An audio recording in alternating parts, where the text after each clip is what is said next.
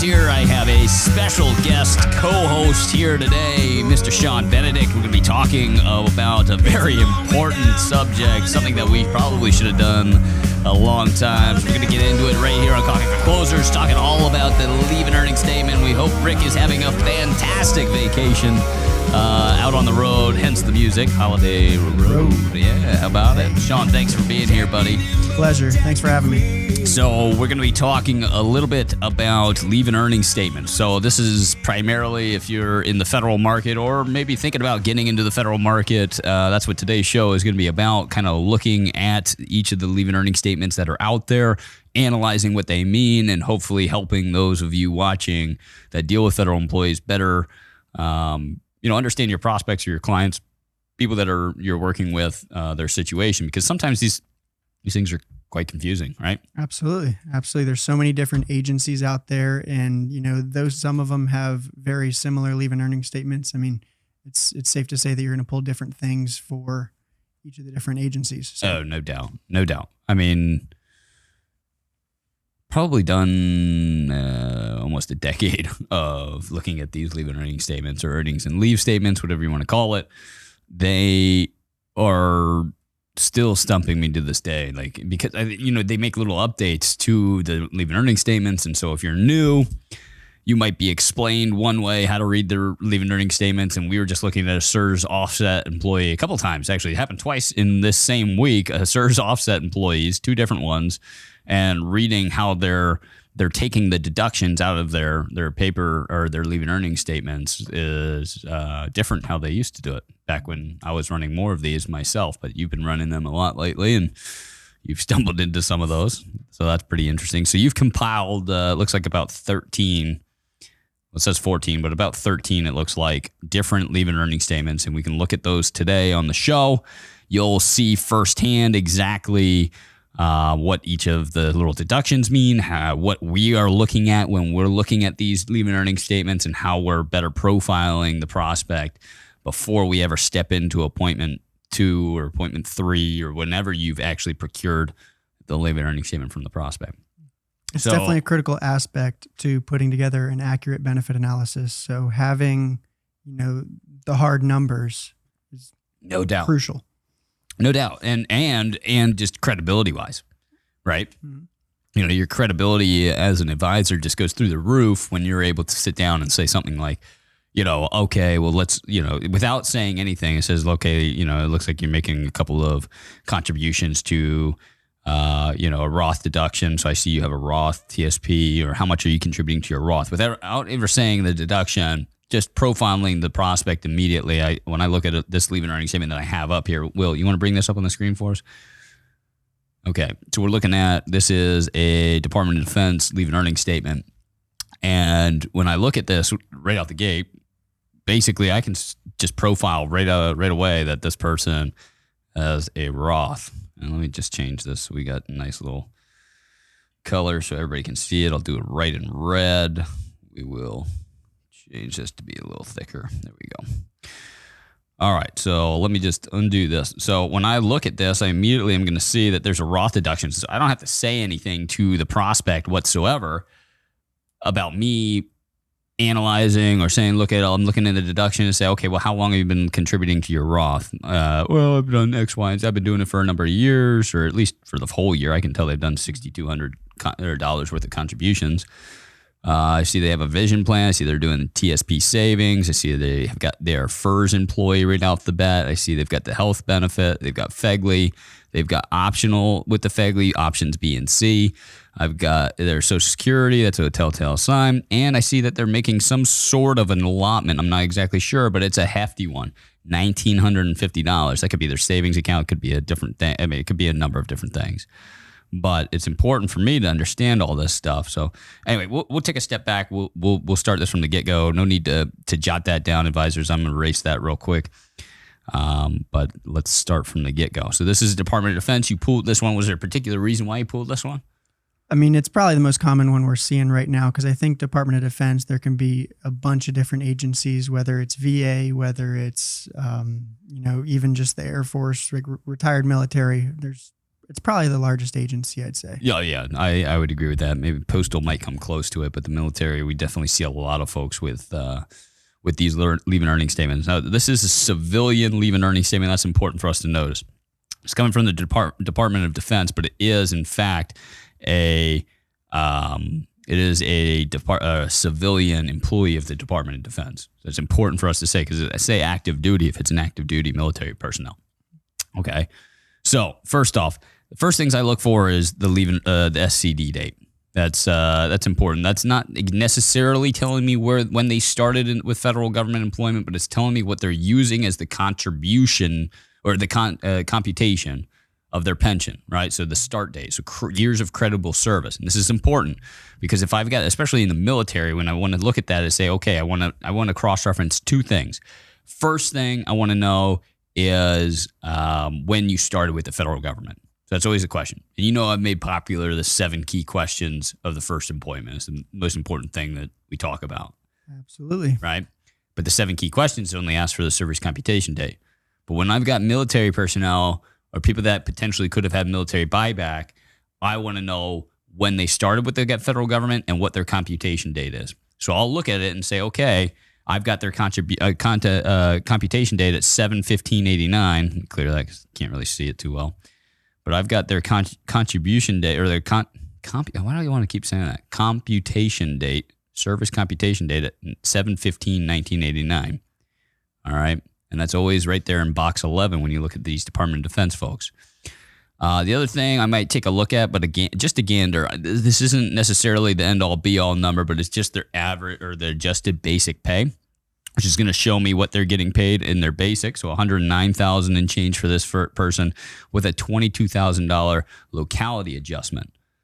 That locality adjustment is giving me is essentially a COLA, a cost of living adjustment. You'll see people in California with really large ones. Another really interesting thing is this is how they hide doctors. So doctors, to the taxpayer, they only really have to disclose this basic pay, right? And so the locality adjustment is where they'll tack on market, they might even put market pay in there too for doctors, but they're adjusting the basic pay that they get to what the market is representing for doctors of their caliber, like a cardiologist or something like that. So their basic pay might be like $109,000, but then you'll see like a $220,000 adjustment to that based on market pay or locality adjustments, and they end up with a $300,000-$400,000 salary. So when I hear locality, I like to think of their general region based on where they're living. Would that be included in that? Right, exactly right. And so the market pay, and you'll see that in the deductions down here in the regular pay portion for doctors. They'll have another one that says market pay as well. So if they have an increased pay because of who they are, the title that they hold, or the doctor, they're a doctor, right? So they've got a specialty, and so the government needs to make up that through the market adjustment. So you'll see that as well in there. So there's 2 big things I'm looking at anytime. I don't necessarily, there's some advisors or some folks in the federal space, they'll pay attention to the cumulative retirement. I don't pay a whole lot of mind to that. It's not a huge, it doesn't mean much. This is what they've contributed to their first retirement. Okay, that's what they've contributed, but it doesn't have any real reference unless, in a death benefit situation, it could potentially be refunded to the spouse or the widow. Anyway, that we could talk about that in another episode about what happens there, and in not all cases does it transfer like that. But so the first things I'm looking at are the current earnings, okay, in this one, and then I'm looking at the deductions. The deductions are always going to be listed pretty much the same way. Let me just get rid of that last circle there, just so we can look at it a little differently. So the deductions here are probably the most important part for me to look like an expert, right? So again, I mentioned that there's the Roth deduction, but I'm going to see all kinds of important characteristics on here. I'm going to see the retire first calculation on this. I'm going to see the TSP savings on this. So I see they're contributing $800 to their TSP. I will see that they've got Social Security right there. I see that they have a special allotment that they're putting $1,950 in every paycheck. That's important for me because I want to know what that is as an advisor. Okay, well, you're contributing $1,950, Mr. Blah, blah, to some sort of allotment. What is this allotment? You know, that's the next question for sure. The FEGLI optional is going to tell me what options they have and how much they're paying for that. So this is option B and C, so they have both, but how many multiples of it? You've got $30 coming out. That could be option B can have anywhere up to 5 times your annual salary, and option C can have anywhere up to 5 multiples of either $2,500 or $1,500 on the spouse or on the children. So the children, $1,500, spouse, $2,500, right? But you can get up to 5 multiples of that. So and then the Medicare, you see the Medicare deductions there. You see the dental deductions. They got a dental plan there. These are a little less relevant, but it is somewhat interesting for us to see what all these deductions are, and you can kind of see what this net. They've got $5,000 or $5,600 coming to them per paycheck, and they're netting $693 from it. So when I look at this, I'm like, okay, well, here's a person making 6 figures and more, 130 something $1,000, and they're only netting 693. So what does that mean to me, folks? Spouse. They've got a spousal assets more than likely. Okay. And so I'm going to talk to them about that. This box 22, now that I've written in it, I'm going to let you know that that's usually where they'll show a percentage, 15%, 10%, something like that, 5% maybe. And this is what their Tsp contribution is. It's usually listed in there. Now, if they're doing a specified dollar amount, which is this, I mean, a telltale sign, $800 means you're contributing a specific amount to your Tsp. That means they're not going to have the actual percentage listed in the leave-in earnings statement. Okay, but that's basically that. And then, so the only other things I'm looking at really on the leave-in earnings statement is I'm going to look at the sick and the annual leave box right there. You see, they've got travel comp and credit hours, time off, holiday, all these other things. It's irrelevant really to me. I want to know sick. Why? Because it's contributable to my creditable service. And that helps me calculate the pension. It's going to be included in the pension calculation. And the annual leave is important because that balance is going to be cash money to them when they retire. They're going to return those dollars at their hourly rate. And it looks like they've got a use or lose term date right here for 49 hours of that 217. But so if they retired today, they'd get a check for 217 hours at their hourly rate. Let's see what their hourly rate, your hourly rate of $63.06 right at the top. So $63.06 times 217.50. It's a nice little bonus check. It's going to give you a nice little bonus check. And that's important because when they retire, any federal employee is going to have anywhere from, I don't know, could be 2 months, 3 months, 4 months. I've even seen it as long as 6 months before they receive their first pension check. Now they're going to backdate it and make up for that time that they weren't paying you a pension. They're going to make up for that monies that you missed. But it's still 6 months without a paycheck that you just went. And this little bonus right here of annual leave is always good. So I always encourage folks that maybe are 5 years out from retirement to start thinking about that. It's like, yeah, you're going to have a little gap depending on when you retire and what the demand is in your department for retirement of how quickly they process that check for you. Okay. See if they can do without a vacation or two, save up some sick time. That's right. That's Vacation exactly time. right. Sick time too. So this person has 1,145 hours of sick time. That is going to contribute to their credible service. Here's the important part, though. And Sean, you've learned this. These hours, 1,145 hours, that's great. This person saved up a ton of sick time. The problem is that I've found some federal employees using or thinking that they can use these hours to qualify for an advantage, i.e., I've worked 20 years and now instead of my pension payout being basically 1%, my payout factor would be 1.1%. You can't use it to qualify for that 20-year bracket. You can't use it for that. You also can't use it for the 5-year bracket. So if you saved up a bunch of time, you only worked 4.5 years for the federal government, but you saved up every sick hour you ever had, you can't use it to qualify for a pension by, having half a year's worth of sick years. I mean, that you wouldn't be able to do that in that short of time, but let's just say, you wouldn't be able to tip you over that tide. Can't do that. Make sense? Yeah, absolutely. So anyway, that's basically all I look for, and then this bottom part right here for you is if you're looking at this, the benefit paid by the government for you. That is just simply what it says. It's the government's part of the contribution, so you can see what they're contributing to your FEGLI premiums, what they're contributing to your Tsp basic. So they're going to match you on your TSP basic. Like, so this is the automatic contribution that comes out, 1% of your annual. And then this is the TSP matching on the rest. So you automatically get this $50.45, and then you get this $201 or whatever, which is the rest of the 5% matched. Make sense? All right. And this is your first benefit that's paid by the government there. Okay.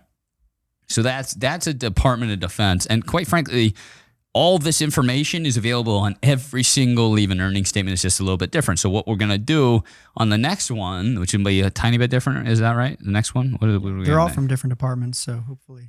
Okay. All right. Let's see here. So the next one is going to be, okay, so this is Department of Education. So in this one, all of this same information is going to be on this leave and earning statement. It's just displayed a little bit differently. So when I'm looking for SCD date, instead of it being in box 11 like it was on the previous one, you're going to have to get a little bit, a little more savvy. But look, it's spelled out for us right here. Ooh, how did I get back to that? Let's see. Boom. All right. Service computation days right here, right? So 4/25/1988. I see their gross pay right here. Their net pay of $17.61. They've got a regular pay right there. There's another award, but this is likely going to be the only part that's contributable to the pension. How I figure out what amount of their salary is contributed to the pension is in the deduction box, right? In the deduction box, that's right. I'm going to come over to their FERS benefit, right? So the Retire FERS contribution. It tells me right here, 0.8% is of their salaries, what's coming out. So $2,700 or $27.16. Let's do the quick math. 27.16 divided by 0.008. It's going to be $33.95, which is exactly pretty right. Close. Pretty darn close. And that's what you're going to get. So what I did there, folks, was I took the 8%, I divided by the deduction, and that is the reverse mathematical calculation to tell me what the regular or how much of all of their earnings in one paycheck are contributed. Because I saw here that they have a regular payment and they have an other reward, right? This $355 that they made here is not contributable to their pension. They're not using it in the calculation. That's important because market pay and locality adjustments do contribute to a pension, but not like travel compensation or other awards or like weekend pay or overtime hours. Those don't contribute to one's pension. So it's not an easy way for you to get a high 3 average salary because, again, what's the pension calculation? High 3 average times 1% or 1.1 if you're past 20 years of service, and then how many years of service you have, right? So, but yeah, okay. So I can see their first contribution. I can see their TSP contribution. Where is that? Let's see. TSP contribution on this one. Okay. So they're not making any contribution to their Roth and they're not making any contribution to their TSP.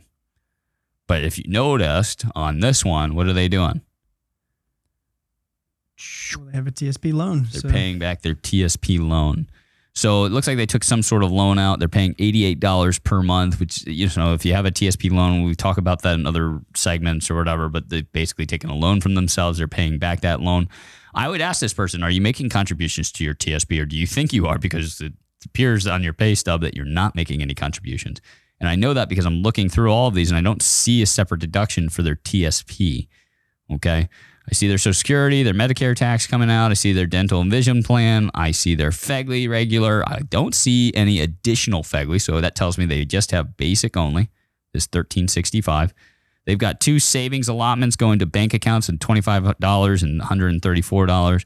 I see that the government is paying their portion on those different things. You see here, though, Sean, you see that? Yep. They are contributing that TSP basic, but again, this is that 1% that they get gifted from each of their salary. And so that 1% is $33.94.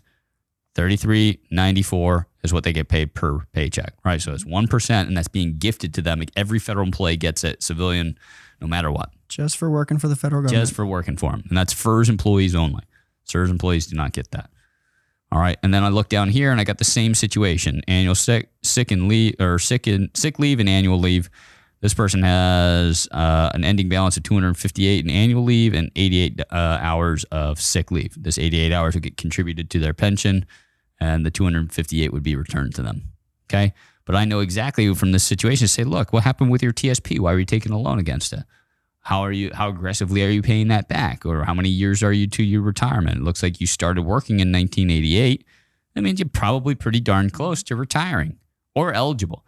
It's like, okay, 1988 means how long have you worked at that point, Sean? 33 years. 33 years. 33 and a half now. So 33 and a half years, you've been working for the government. That tells me, unless you were in your 20s when you started, that you're pretty close to retirement at this point. And they could have started in their 20s, but they're pretty darn close to retirement. This is a perfect prospect to me. I don't need to ask when they were date of birth. I can look at this person right away and say, you're a pretty high caliber prospect for me. Now, this TSP loan is going to tell me what I need to know as far as their transferable assets. But they do have FEGLI. I want to know if they're married. I don't see anything like that on here. I do see some savings allotments going on. Maybe that's something. Oh, here's another savings allotment right here. You see that? $411. That's another thing. Sometimes you can see with their FEGLI choices if they have a spouse or if they have family, like the exactly. C and I don't know, unless they're a postal employee. You're not going to have FEGLI. You're not going to have FEGLI unless you have somebody to be a benefit of that. But it could be a mother, or it could be like I don't know. Could be somebody else. All right. So, that's an interesting one. This is Department of Education. That's a good one. All right. Next one is Bureau of Labor Statistics. Good one. Mm-hmm. I like those. All right. So definitely a different setup here from our last ones. The Bureau of Labor Statistics. So same information is going to be on this one again. I'm going to look right here. Let me make sure I got my right tool set up. Boom, boom, bang. All right, 8/21. There we go. 8/21/2016. This person just started not too long ago. They're basically just at 5 years, right? Mm-hmm. Just at 5 years. Last month. So now they qualify for a pension. I can see here from their stub. I'm not going to get certain pieces of information. Oh, no, there it is. Salary, $84,000 this person's making. But again, it's just itemized in a directional order rather than being boxed out in different sections on the board like in the other ones. I'm going to have just a vertical pay stub. And this is pretty common in other workforces and in really just like older departments. Bureau of Labor Statistics would definitely be one of those, right? So, again, looking at this, the regular time, it looks like they are getting paid per paycheck $2,500. Oh no, I'm sorry. It looks like they took some leave there. So yeah, they just took some leave. Yep. Good call there, Sean. Okay, let's go back. So look, your gross pay right here is going to be $3,233. They got paid at their regular time of $2,500, and then another $646 and change for the sick time that they took. Annual leave and sick time looks like. So they've got retirement coming out right here. That's going to be their FERS pay stub. So they got $142 going into their retirement FERS. Oh, that's interesting. Look at this. So they got $142.28 coming into their retirement. Oh, never mind. I'm sorry. It's a FERS fray.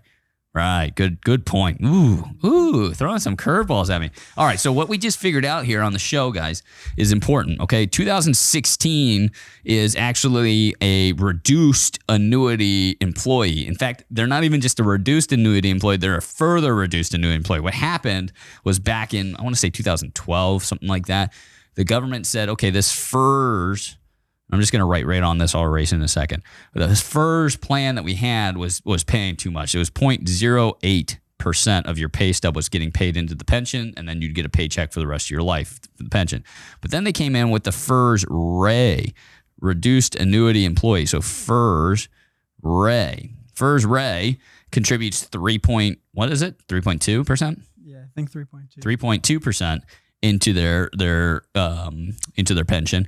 But then in 2016, they said, oh, no. Back in 2012, we got it wrong. Actually, it's not in 2016. I think it was like 2014. They came right back to the table and said, no, reduced annuity employee, that wasn't enough. We need actually more.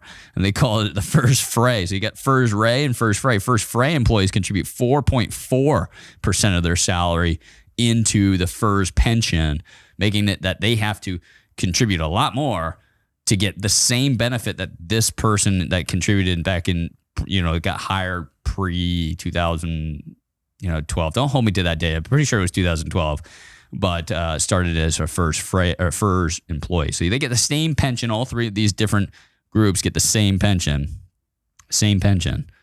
but a FERS fray employee contributes way more. And so did it back work all right? Did I get that right? Did I nail it on the head? 142.28. So all I take is the 142.28, this deduction right here, and I divide that by 0.044. That'd be your pension. Yep, exactly right. So it's 3233.63 as my calculator says, but 3233, which is exactly what they're getting paid if you notice that right there. So let me just erase some of the jibber jabber on here, but I hope that makes sense to everybody that's watching. The FERS fray employees are going to contribute more to their pension than somebody else. And so look at that. Like, just my experience in looking at it tells me, this person's contributing a lot to the pension. I got something going on. And so I'm just double checking enough things, and then boom, light bulb goes off. I've got 2016 employee right here. Mm-hmm. So that's the immediate thing that I picked up on as well is, if you look at that retirement line and it's in the hundreds, it's not your and typical FERS employee, right? Yeah, it's not your typical FERS employee. So yeah, my first thought was, this might be a SERS offset employee. He's throwing me curveballs right out of the get go. But then I saw the FERS contribution. So right back to this, Will. Let me show you. So another little tidbit was this Tsp First calculation right here. I see they have a TSP and they're contributing $161 and it says FERS, so I know there's a matching component on there as well. What's interesting about these pay stubs is it doesn't include what the government's contributing to these different pensions for you as well, which is kind of annoying. But here's a good example of what we didn't see on the last one. This person also has a TSP loan repay going on of $88.25, so they're paying back a loan, but they are contributing as well to their TSP. So there's affirmation that in our last thought, they weren't contributing to their TSP. We saw that in there. We wanted to double check with the prospect, but you can have some conviction in that because you know that if they're contributing to their TSP, it would be itemized as a separate deduction from the actual TSP loan repayment. Okay.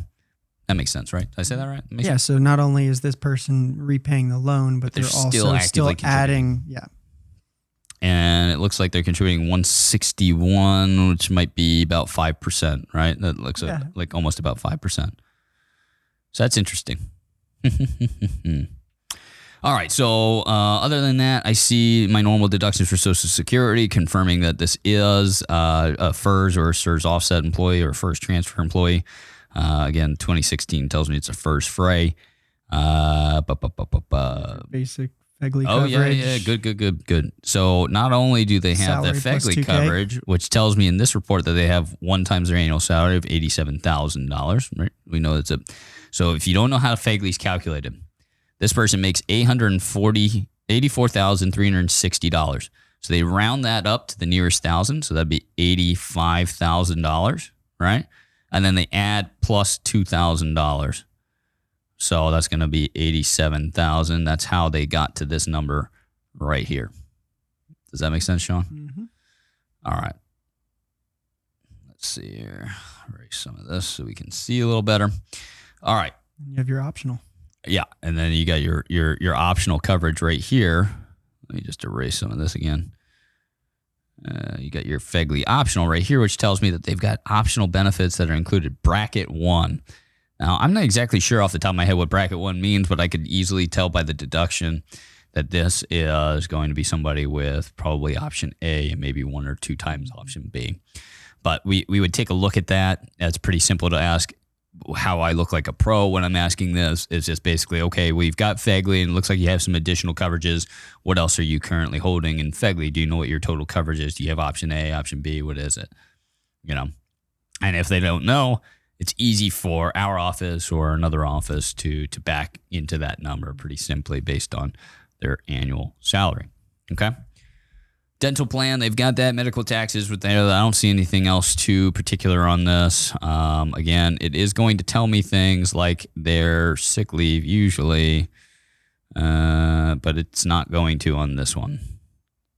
Nope. Yes, it is. There we go. So we've got their sick leave right here. Pretty simple to see. You've got, where is their sick? Oh, right here. Bingo, right sick.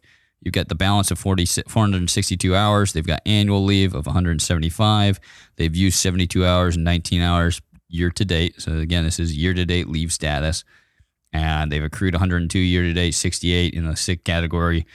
Again, this person's got a pretty substantial amount of benefits left over if they are planning to retire soon. But again, with a 2016 SCD date right here, that gets me wondering when this person potentially wants to retire.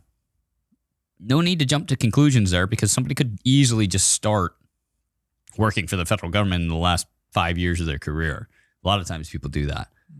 Qualify for a pension, whatever. All right. Interesting, though. It's a good one.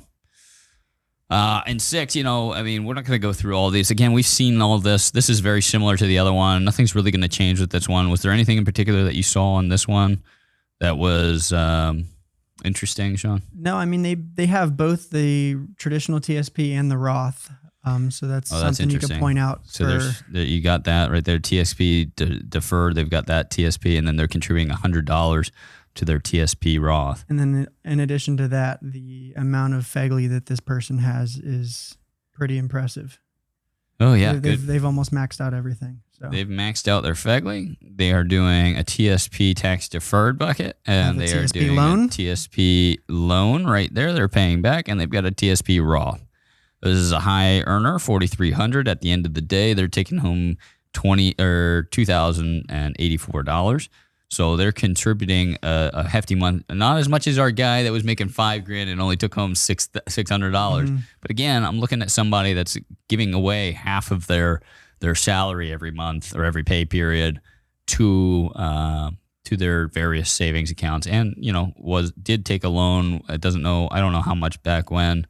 But $196 are getting paid back. They have a discretionary allotment. I would make sure I know exactly what that's for. It's no different than other allotments. It's their own discretion, obviously. And then you see FEGLI family above that. And that's the first time I've ever seen it actually say for family. Yeah, you see their options right here. So look, it's showing that they have an additional FEGLI deduction for $200, right? They're showing that they have the $17 regular one. They're showing that they've got a $6 optional, and they've got the family. So let me explain this to you. This tells me that they've got the basic coverage right here at $17. They've got maxing out 5 times their annual salary. This is on themselves. Which is option B, right? Option B. And then this is going to be option A. And this is going to be option C, because we know option C is on the family. Okay. Chicken scratch. That's not why you work with me. It's not for my handwriting. Okay.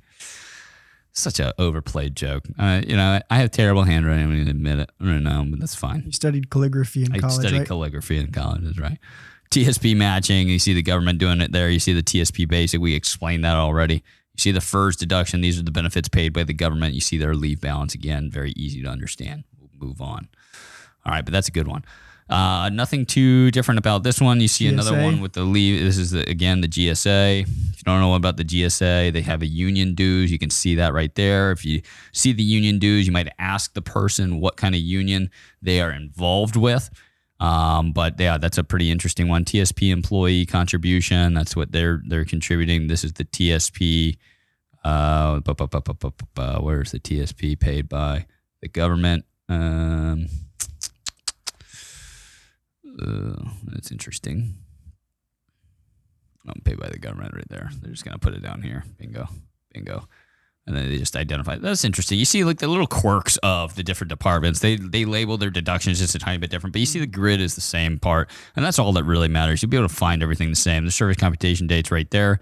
You see their contributions to TSP. The deferred amount is 0.10. Yeah, pretty interesting stuff there. Next is the IRS. Again, this is going to be the same situation. You've got an employee that started in 2000. You got an annual salary of 82,000. You see their retirement of 25,000. That's a very typical FERS deduction. You see they've got a TSP, Social Security. They've got a city tax here. They've got a whole bunch of checking and savings. We were looking at this one before, weren't we? Again, something to ask on, nothing to be too concerned about there. You see the FEGLI code right there. They've got options here, so they've got additional FEGLI coverage. $12 for the basic, $7,300 for the option. And then you see their hours or their gross pay. They're taking home $3,100. Sick time, again, at the bottom. They use $2,500 this year, $350 annual leave hours, 112 sick hours left over. Pretty typical statement right here. Any quirks about this one, Sean? No, just different agency. Oh, here's a good one. We talked about this one. This is important. Okay, so this is one where and I'm going to skip to the postal one in an effort of time. After this one, we'll come back and do any more of those. Yeah, absolutely. But again, these are all really important for you to understand. If you are getting into the Fed market and you want to know more about how to master the federal, just credibility world, understanding leave and earning statements makes you it's a great learning tool, but it also just makes you just one up on every other person out there. So many people stumbling, fumbling, bumbling through the conversations about leave and earning statements. When you look at one and you immediately become an expert on a person's situation without asking them any questions, they've probably gone 20, 30 years without knowing how to read this document, and you just deciphered it and asked and figured out their whole financial situation within a couple of minutes. Mm-hmm. Right? Pretty interesting. And deductive reasoning, too. I mean, it's just incredible. So this, if you ever get this, bring this up on the screen real quick, Will. If you ever get this thing, this is a printout. This is somebody that went on the computer and just printed out their earnings and leave situation right from, wait, is this from MyPay? No. This is different. This isn't what I wanted to look at, but this is an interesting one. This is an IRS situation. Again, it's just another vertical situation where you're going to get top to bottom payments. You see their gross pay is a little broken down a little differently. I see they have an average salary of $68,000. They have a retirement account. They're contributing to a FERS retirement. I know it's that again because they've got the TSP FERS. They're doing a fixed amount into that, so $50 each biweekly. They've got FEGLI coverage right there. They've got a TSP loan repayment. All these people have a loan. Jeez Louise, Sean. And then I can see their sick hours. This isn't the one I wanted to look for. I'm going to skip over to the one that I wanted to look for. But again, this is just another vertical one. Very easy to understand. This housing market's booming. Everyone's buying homes, paying back their TSP. I guess so. Maybe a bunch of first-time homeowners. So here's an interesting one. This is somebody that went to their MyPay account. It's like so when I find out people have MyPay issues or can't find their leave and earning statement, I ask them to log into MyPay. They usually understand how to do that. They'll log in, and this is sometimes what I get back from them. They send me some printout from the website, like they just screen share it or just print. They went up to the top of Internet Explorer and they clicked print the entire web page, and this is what I get sent to me in my inbox. And this is fine, and I can decipher it. But if you want to get smart about it, the best thing for you to do is say, hey, look, log into MyPay, but I don't want you to just print out the whole website for me. If you scroll down just a tiny bit to the earnings and leave details box, you'll see that there's a printer-friendly version right there that you can click. They click that link, it's going to bring up one of, depending on the department they work for, one of the other versions that we've already looked at today, right? And so right here, I'm going to see all of their deductions and everything. This is what they see online, and this is what that other person kind of sent to us. They sent us this PDF version. That's what this version is right here. This is the PDF version of the MyPay, okay? But this is an even worse version. And again, I can decipher it, no problem. I can see, what their annual salary is right here. I can see what their annual salary was for the last pay cycle 17 through 12. You see that right there. But again, I can see right here that they were regular time. They got paid $4,000 whatever at the gross pay. They got $4,500 and change. They have $36 going to their retirement. So that's their first pension. They've got a Tsp contribution of $4,500. So that's 10% they're contributing. They're getting matched on 5% of that. You'll see government contributions right down here. I can see the Tsp matchings going on right as well, about 5%. So then I see Social Security. I can see their vision, checking account deduction. I can see FEGLI coverage. I can see the optional coverages that they have. That's the health benefit, the last one I underlined there. And yeah, it tells me all the same things. But if I want to be a rock star, I just ignore all this and get the actual version that I'm looking for. Right? Make sense?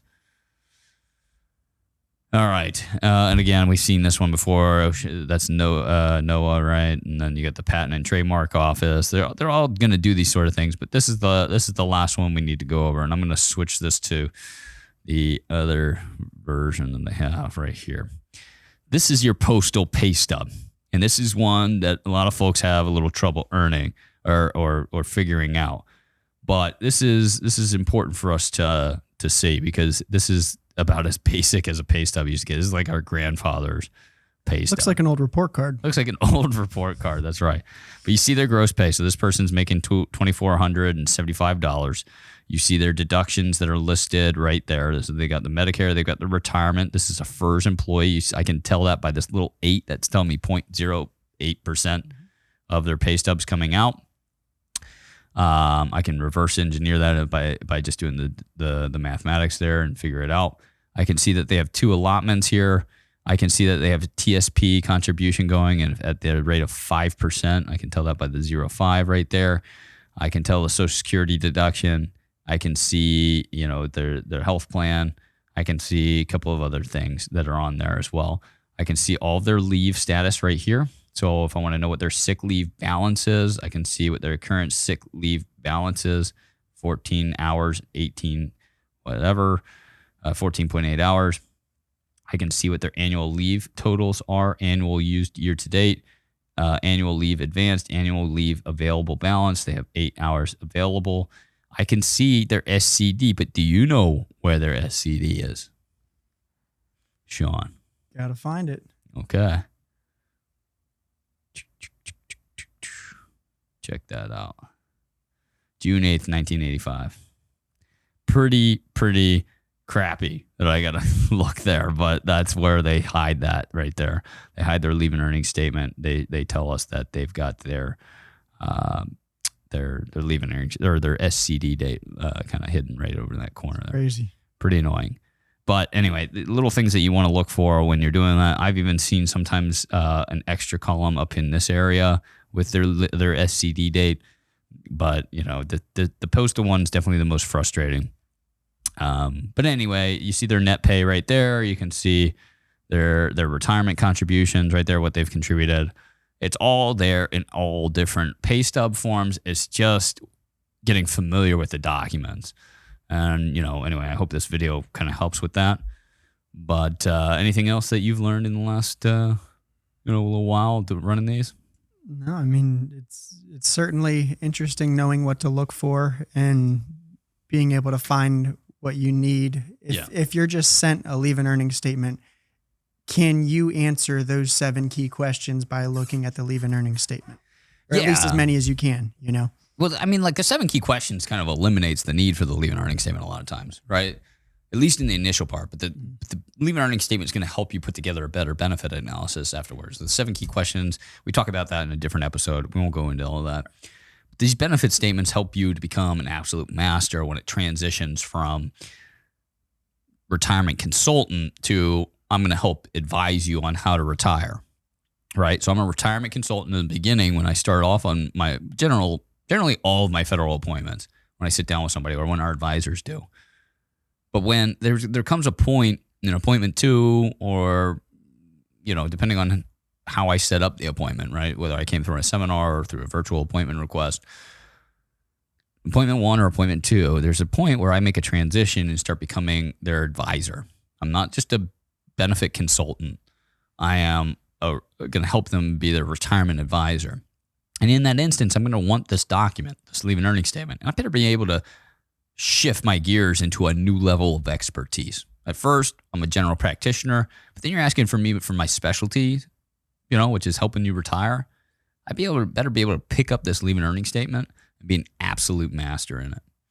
And that's what these kinds of shows do, is help us better understand. And quite frankly, if you're a federal employee and you're watching this, it's incredibly empowering for you to be able to understand your own TSP or your own leave and earning statement. That's how you get paid. Anyway, Sean, thanks for being on the show, man. Thanks for having me. Yeah, exciting stuff. As always, we'll see you right here next time on Coffee for Closers. Thanks so much for joining us. I'm Alex Wellings. That's Sean Benedict, and we'll see you